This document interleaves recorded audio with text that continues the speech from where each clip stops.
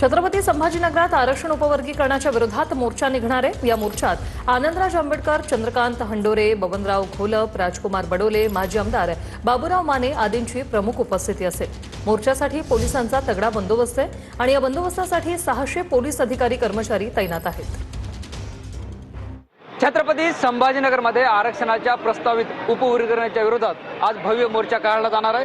आपण बघतो छत्रपती संभाजीनगरच्या क्रांती चौकातून दुपारी 12 वाजता या मोर्चाला सुरुवात होणार आहे आणि विभागीय आयुक्त कार्यालयावर जाऊन हा मोर्चा धडकण्यात जाणार आहे। त्यापूर्वी छत्रपती संभाजीनगर पोलिसांच्या वतीनं या मोर्चासाठी चोख बंदोबस्त लावण्यात आला आहे। छत्रपती संभाजीनगरच्या क्रांती चौकात या सगळ्या पोलीस कर्मचाऱ्यांची हजेरी घेतली जाते। मोर्चाच्या अनुषंगाने जे आहे त्यांना योग्य त्या सूचना वरिष्ठ अधिकारी या ठिकाणी देताना आपल्याला पाहायला मिळतात आणि या मोर्चामुळे जे आहे ते अनेक ठिकाणी वाहतूक मार्गात सुद्धा बदल करण्यात आला आहे। हा मोर्चा शांततेत पार पडावा यासाठी जे आहे ते पोलिसांच्या वतीनं सुद्धा विशेष खबरदारी घेण्यात आली आहे। दुपारी 12 वाजता या मोर्चाला सुरुवात होईल। हा मोर्चा जो आहे तो मोठा असल्यामुळे पोलिसांनी जे आहे ते अशा पद्धतीनं मोठा बंदोबस्त या ठिकाणी लावल्याचं चित्र आपल्याला पाहायला मिळतं। कॅमेरा पर्सन विकी चव्हाणसह ज्ञानेश्वर लोंढे, TV9 मराठी, छत्रपती संभाजी।